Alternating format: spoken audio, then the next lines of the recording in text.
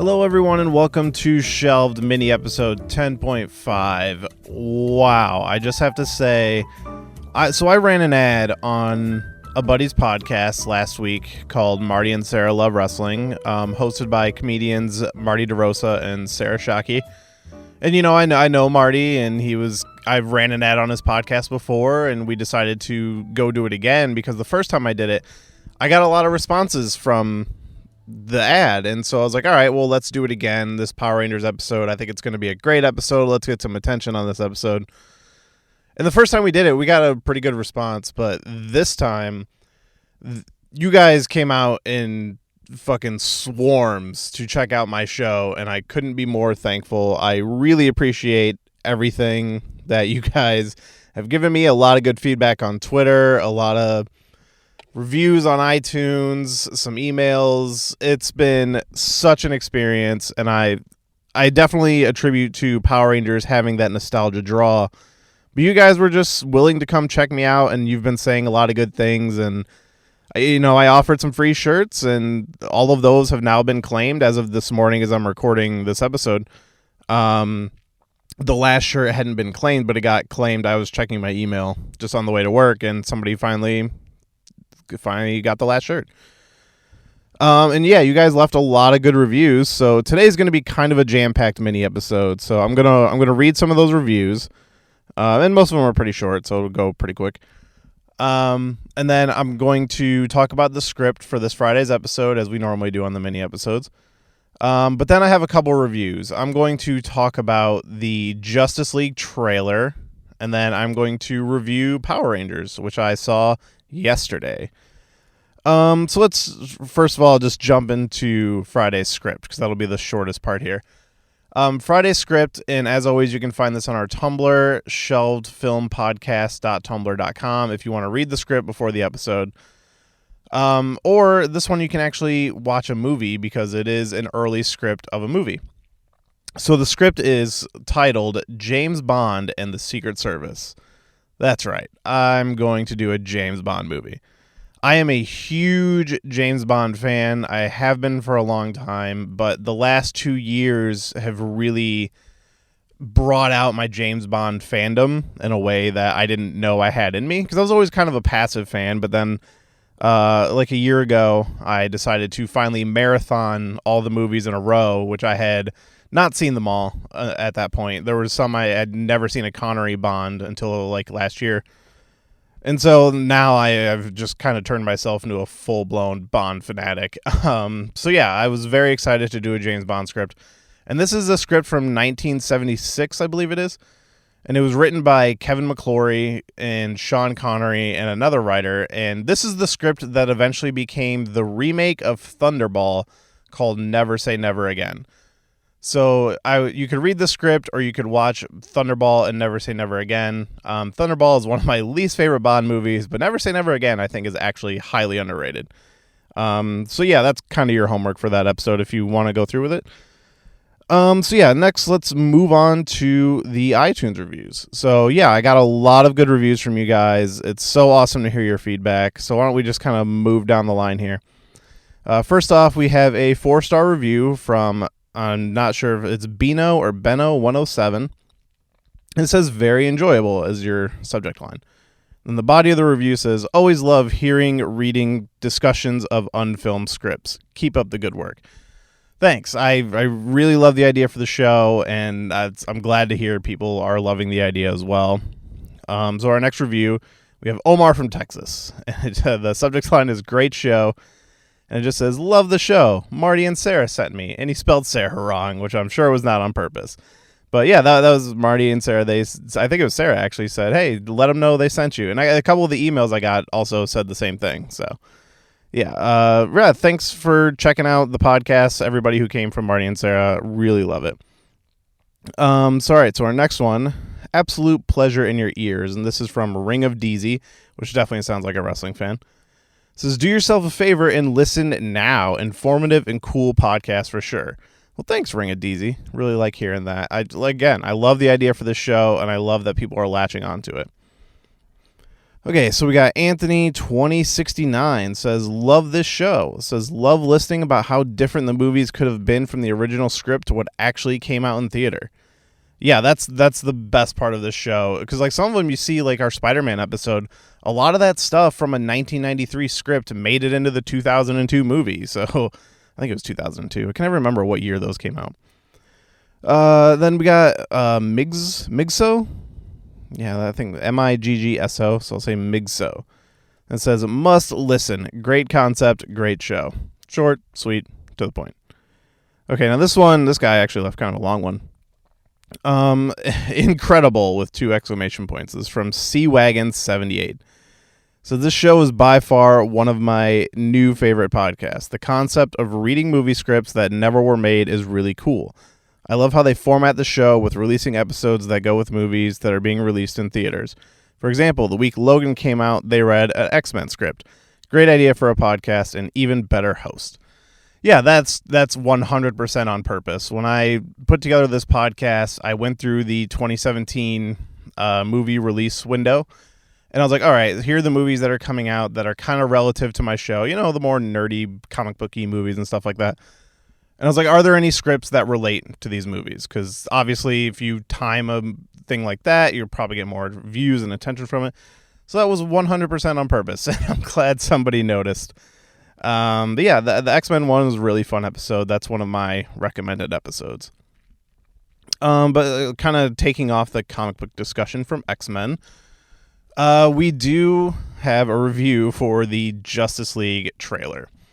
Now, I am by no means a fan of these DC movies that have been coming out. You can hear my thoughts on those kind of all over the place, especially if you follow me on Twitter. I've been very outspoken about Man of Steel, Batman v Superman, and Suicide Squad. I went into all 3 of these movies wanting to believe. I like the stuff I saw of Batman and Batman v Superman. I'm like, this looks like possibly the best version of Batman. And I will maintain that Ben Affleck was an amazing Batman and he was the best part of that movie. Man of Steel is like, I'm not really a Superman fan, but I want to be. So make me a Superman fan. And it completely fell short on that one. And Suicide Squad, I think everybody was blown away by those trailers, and I could not believe the fucking mess of a movie that I saw when I went and saw that in theaters.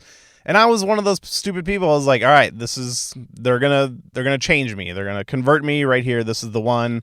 These trailers look fun. I love Harley Quinn. Will Smith looks great as Deadshot. And honestly, they were the only good parts of the movie. And even Harley Quinn wasn't 100% for me. She was kind of at a 90. Some of it felt cheesy and forced, but I mean, I thought she did a good job other than that. And honestly, Captain Boomerang was kind of a bright spot for me on that movie. But overall, it was just boring. The villain sucked. The CG was bad. The monsters were lame. And the story was a mess. And all 3 of those movies were bad. And it's not because, I'm a Marvel fanboy. I fucking love DC Comics. I am definitely more of a Marvel Comics fan. I would never deny that. Spider-Man's my all-time favorite. But Batman is a fucking tied for first with my favorite comic book, and I read as many Batman books as I can get my hands on.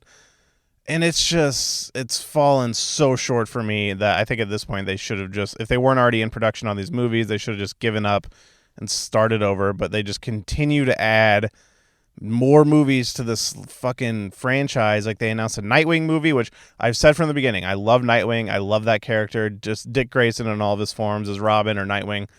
I've said from the beginning, I will fucking go see a Nightwing movie if they make one, and I'm going to go see that for sure. But it's just like, it's so rocky at this point. I don't see why you continue. And I know Wonder Woman and Justice League were already in development, but those are the only 2, as far as I know, that are like done and good for it. And I noticed they haven't started, I don't think they've started production on any other movie past Justice League. So maybe if these 2 don't do well, which Wonder Woman, I guess, has had test screenings that say it's kind of a jumbled mess, just like Batman v Superman is, just the tone is not there. And like looking at the Wonder Woman trailer, I actually was into the Wonder Woman trailer. I was not really a big fan of that character, except like she pops up in some Justice League books that I've liked the way they've handled her. But overall, I'm not really a Wonder Woman fan. But like the trailer was kind of grabbing me, so I was getting excited for it. And so the Justice League trailer dropped on Saturday, and I watched it. and then I watched it again, and I kind of glimpsed at it a third time, and I'm out. I have zero interest. I'm not excited for this movie at all. I will see it because I will see every comic book movie that comes out just because I want to support the medium, and I'm part of the problem. I should not be wasting my money on these movies if I don't think they're good, if I don't like them, because I want them to do better, and the only way they're going to do better is if these movies don't make money and they're forced to try something different. But Suicide Squad made a buttload of money. Batman v Superman made stupid amounts of money. That's the problem. Like, fanboys are going to see these movies regardless, and sometimes we want to see them just because we want to know how bad they are. And I think we're part of the problem, but at the same time, I'm going to continue to be part of the problem knowingly. And it looks like a mess. It's such a CG fucking blur of bullshit that I just can't support. Just nothing in the trailer grabbed me. This is fucking Justice League. I should be jumping for fucking joy, but because they burned the bridges on the way here and just muddied the water so bad, I just can't get excited for it. Everything has that fucking Zack Snyder filter on it. And I will say, Zack Snyder can make a movie look amazing. And that was kind of one of my big problems with Batman v Superman, is there wasn't a lot of that Zack Snyder touch to the directing. It was a whole lot of boring conversation, and kind of the only interesting camera shit you got was at the end of the movie when Wonder Woman's kind of jumping and there's the crazy zooms and stuff. Like, that was kind of the only good part. Or like when Batman was beating the shit out of everybody in the warehouse, which is the best part of that movie that you can just watch on YouTube. But yeah, Justice League is just not doing it for me. Aquaman looks really fucking weird. Like the way they kind of have him broing out with Batman, it seems like. I can't remember the line at the end of the trailer, but just, I understand you got to do something with that character because Aquaman's always been like a butt of jokes for DC, but this is just not working for me at all. Just nothing memorable. A lot of boring looking action shots, a lot of just so much CG, which I'm sure will change before the movie comes out, and this is still pretty early on. It's just not grabbing me at all, and I should be jumping for joy that a Justice League movie is happening. Like, even I'll even say the first Avengers movie, it's not my favorite Marvel movie by any means. I think there are definitely some problems with both Avengers movies, but they're still fucking fun and exciting, and I love watching them. But just Justice League and all the DC movies in general, the one I'm still holding out hope for is Ben Affleck's Batman movie, because I think Ben Affleck is a great Batman, and if they do a good solo Batman movie and get it fucking right and don't turn him into the Punisher like they did in Batman v Superman, Batman doesn't fucking kill. Come on, don't do it. I think that one I'm kind of holding out hope for if they even get there, but at this point it sounds like they're going back to they're rewriting the whole script, and I'm weary if Ben Affleck's even going to stick around for that one, but I guess we'll see. But I guess moving off the Justice League trailer now, let's get into a review of Power Rangers. So last Friday we looked at a early Power Rangers script by Max Landis that eventually became this movie, and there are very few elements from that script in this movie, just kind of maybe like some of the personalities of some of the characters. But okay, so I saw the movie, and I'm gonna go spoiler free here for a minute, and then I'll touch on some spoiler stuff in the end. But I'll just say I really liked it. It's not doing great in reviews, and people are calling it a tonal kind of mess. I totally get where they're coming from. There's definitely a chunk of the middle of the movie where they're like training and stuff, where it is they're kind of goofing off, and there's a little bit of a tone shift because it is super serious. I mean, not like super serious up until that point. And obviously this is a part for kids. And I'll say, in our theater, there was a family sitting next to us, and they had a little kid, and the little kid literally applauded multiple times throughout the movie, which was kind of annoying for us. But I mean, it was cool to see a kid just getting so excited in 2017 for fucking Power Rangers. And like, Power Rangers was my childhood growing up. I watched it fucking every episode I could. I stuck through Mighty Morphin Power Rangers into Zeo, and then I kind of fell off in Zeo.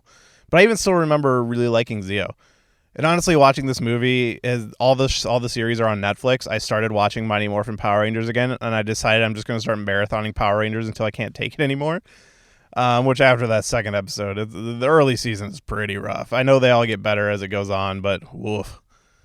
But yeah, no, Power Rangers, I really liked it. I really liked all of the characters. They definitely put together a cast of pretty much all unknown actors aside from Elizabeth Banks and Bryan Cranston.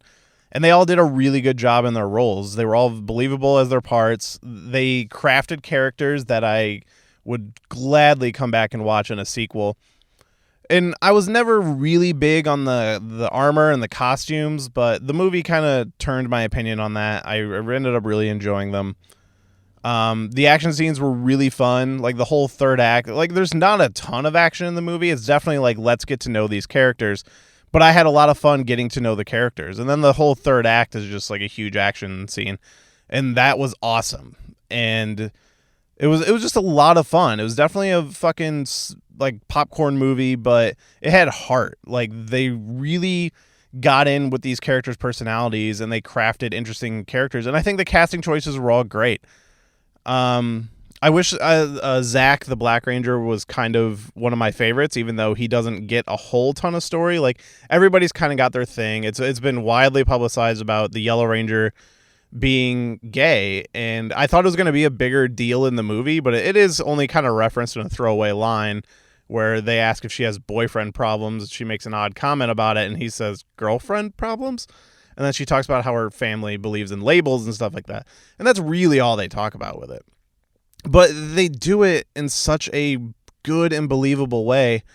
And then the Blue Ranger, they made him autistic. And I have a huge soft spot for portrayals of any kind of mental illness in a movie. And honestly, they did so much good stuff with this autistic Blue Ranger that he's easily the character that people are going to latch onto because he's got the most sympathy.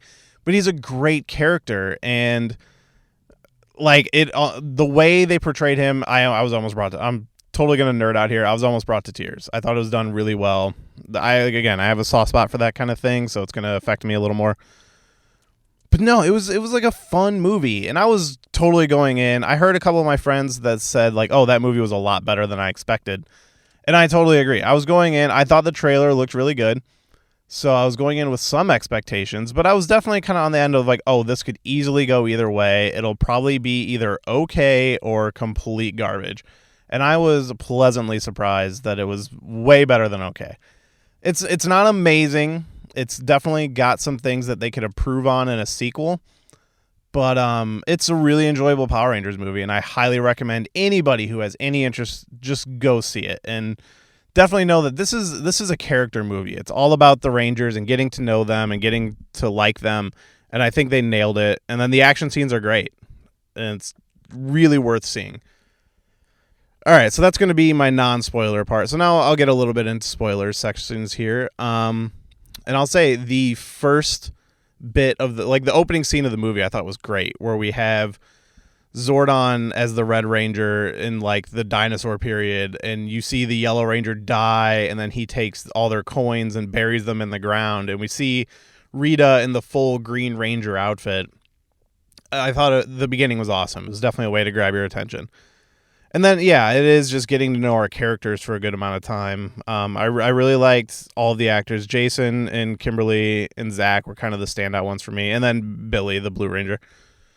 I mean, as far as spoilers, there's not a ton to say. They do give you the Go-Go Power Ranger song, which was such an awesome moment, and it's very reminiscent of the TV show, because it's when they all get in their Zords and they're running, and it's kind of that scene in the show where they would summon their Zords right before they'd form into the Megazord. You'd get that one action shot of all of them running, and it's basically the recreation of that shot with Go-Go Power Rangers, and it was so fucking awesome. My wife, who was not really into the movie when we saw it, she even tapped me on the shoulder and like pointed at the screen like, yeah. So I mean, that was a great moment. I know there's been like, I've heard a couple people mention rumors of a Ranger dying, and yeah, one of the Rangers totally dies, but he does come back, and it is one thing. They do make Zordon kind of an asshole. Like he doesn't have a lot of faith in the Rangers, and that's something that was in the Max Landis script as well. But in this one, it's like, oh, he gets put into the ship as he's dying by Alpha 5, and that's how they keep him alive. And they're like, oh, well, when these Rangers have enough power that he'll be able to come out of the ship through the morphing grid, but instead he uses that energy to revive Billy. And it's a good moment because this is the moment where all the Rangers come together and say they would gladly sacrifice themselves for each other. And Zordon sees the heart that they have and gives them a chance. But that was kind of the only moment I'm like, all right, guys, come on. Like, that's a little cheesy. But, I mean, it works. And I was surprised they went there, that they would kill Billy. But then, I mean, they just bring him back, so they kind of undo it right away anyway. I mean, this movie opens up with Ranger death, so they don't shy away from it at all. But no, it was really good. I'm trying to think. Elizabeth Banks, I thought was really good as Rita Repulsa. I've seen a lot of people talking about like, oh, she's playing it like the old TV show, but like, she's a character out of time and place, and she doesn't know anything of like this modern day world. And I think it totally works. And she is evil and great. And Elizabeth Banks and Bryan Cranston were like perfect choices for these characters. And I thought they all did a great job. But yeah, I mean, that's all I really have to say about Power Rangers. It was really good. I mean, I give it on my scale a 4 out of 5, which is, I really liked it. I didn't love it. It definitely has some things they can improve on in a sequel. And they do set up a sequel by roll calling in detention Tommy Oliver. So that was obviously fucking the hint of the Green Ranger in the future. So that was awesome. But yeah, go see Power Rangers. I really loved it. All right, but that's going to conclude our mini episode today. As always, leave those reviews on iTunes. I will continue to read those. I mean, all the shirts are claimed, but you can still leave reviews just to help out the show. And again, thanks to everybody who came from Marty and Sarah. I was watching my downloads. You guys more than doubled my downloads, like the most I've ever gotten in one day. And my download graph just looks incredibly insane. It's so awesome. I hope I can keep you guys around. A lot of the people who guest on my podcast are also wrestling fans, so if you're into wrestling, it's bound to come up. But yeah, thanks everybody for listening. And again, you can follow us on Twitter at Shelved Podcast, and you can email us at shelvedfilmpodcast@gmail.com. And don't forget to find that script for the next episode on Tumblr, shelvedfilmpodcast.tumblr.com. All right, everybody, thanks for listening, and we will see you again on Friday.